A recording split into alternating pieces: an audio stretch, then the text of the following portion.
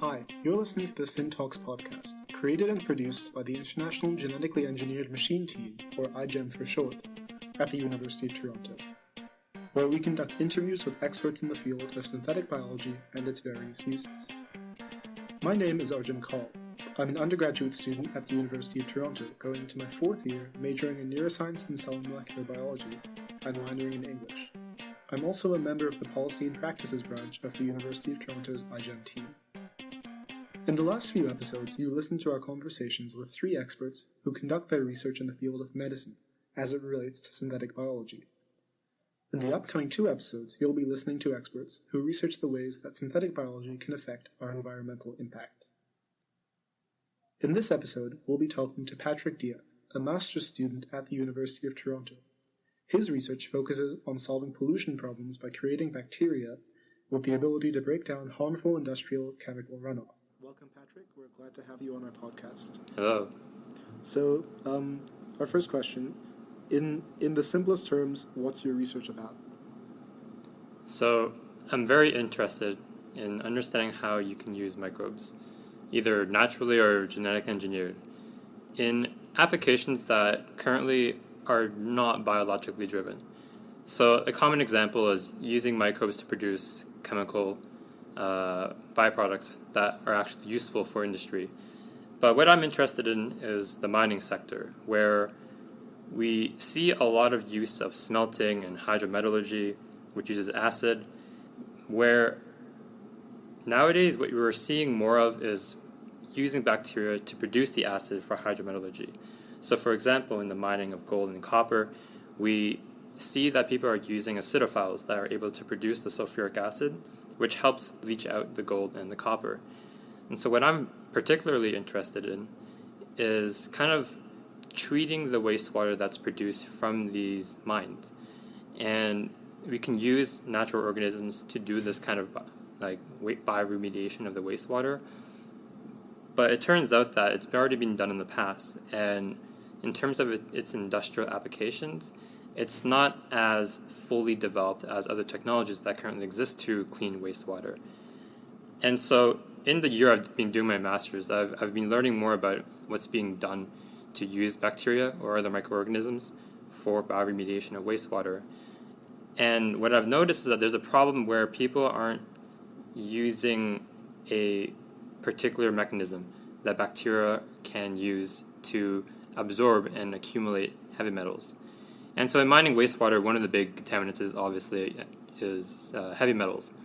And the way you would get them out normally is you would use adsorption of these heavy metal ions onto the surface of the cells, which works really well, except when you want it to be specific.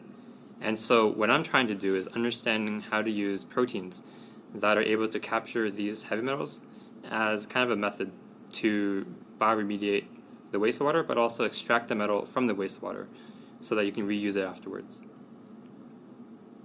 Okay, perfect. And you already elaborated on this a little bit, but what are the real-life implications of your research? So what I dream of is this sort of biofilm that if you were to pass running wastewater from a mine through it, at low flow, low pressure, the biofilm would be able to suck out, say, gold or platinum or antimony. And it would be able to suck it out of wastewater where it has very low concentrations of these metals.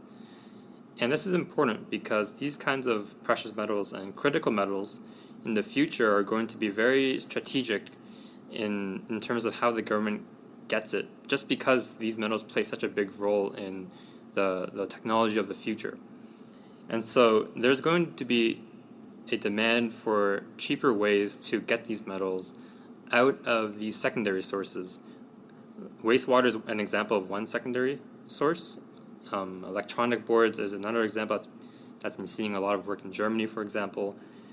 And so if you're able to remove metals at very low concentrations from very large bodies of tailing ponds, then it represents a new source of metals that can be actually useful for industrial purposes. If you were to be able to get bacteria to soak up specific heavy metals and then release them without killing the biofilm, then you have a new method to kind of get this metal in ways that would otherwise be very expensive. And so in terms of like the real future applications, like imagine running like a bunch of wastewater through like a huge body of biofilm, and the biofilm was able to just suck up the metal and then spit it back out. This is something that we can't really do biologically yet, because at least not specifically. And yeah. That's a really interesting vision. I can see why you're so interested in the field. Speaking of that, what initially sparked your interest in the field? So when I was applying for grad school, which was not too long ago, a year and a half ago, I was very interested in bringing my synthetic biology and biochemistry experience from my program and from my iGEM experience to some sort of research. I thought it was going to be health. I applied for a lot of different projects underneath profs who are very health-oriented, and kind of partway through it, I was given this new project by a couple of profs at chemical engineering. And it was very much related to biomining. They wanted me to characterize nickel-binding proteins. Without the bioremediation context, they just wanted me to characterize metal-binding proteins. And so in my last term of undergrad, I really focused my projects for these final courses to be geared towards understanding what biomining is and what the state of wastewater treatment for heavy metals is right now. And as I went through these courses in my final term, I kind of developed a new passion, or reignited a passion for environmental research. Except this time, I was coming into it with a synthetic biology experience, which I didn't have before when I was back in high school, where I really cared about the environment. And so it kind of got reinvigorated, and I decided to take it. It was almost on a whim. I decided to accept the offer for chemical engineering and start work later that summer on this biomining project. And as I kind of went through the project in the first few months, I began to see the flaws in what was being done already for using microbes and microorganisms for wastewater treatment. And as I started writing proposals for grants and scholarships, like this passion kind of became more sophisticated, and I started realizing what these specific flaws were. And so I kind of designed my project to address these specific problems by understanding these proteins and how they transport and capture these heavy metals, and maybe possibly engineering these sorts of protein-based systems to capture the heavy metals. Mm-hmm. Okay. So moving on to a more general theme, our podcast aims to address and educate the public about genetically modified organisms. What's your personal opinion about GMOs? So the thing with GMOs is that it makes me think of the Manhattan Project, where nuclear physicists in the U.S. kind of got together and designed the first nuclear bomb and sent it off to Japan. And so the reason why it reminds me of this is that when there's technology that is imminent, that's going to be developed by someone in the world, if it's going to be developed, it might as well be developed in a way that's ethically sound and considers the human practices of the technology. And so obviously the Manhattan Project didn't really consider it that well, because it turned out to kill a bunch of people. My opinion on GMOs is similar to that approach, where GMOs are going to be created somewhere in the world by someone. And it's better if these things were being produced by people who had the right training, and these people are surrounded by others who care about the human practices to kind of like check up on them in a sense. And so having universities produce a lot of these GMOs in a way where they test it before, for example, implementing it on the field in a safe manner, is probably a lot better than allowing, a biohacker who doesn't follow these ethical considerations, allowing them to make these GMOs and implementing them in like the environment where they don't control it, and it is accidentally like released into a much larger ecosystem. It's kind of my opinion for like microbial GMOs or like agricultural GMOs.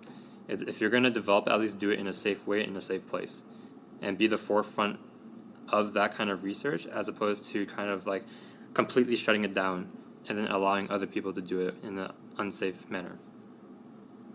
Okay. So, last question. There are probably many students out there aspiring to do a master's in a similar project to yours, or something to do with synthetic biology. What's your advice to those students?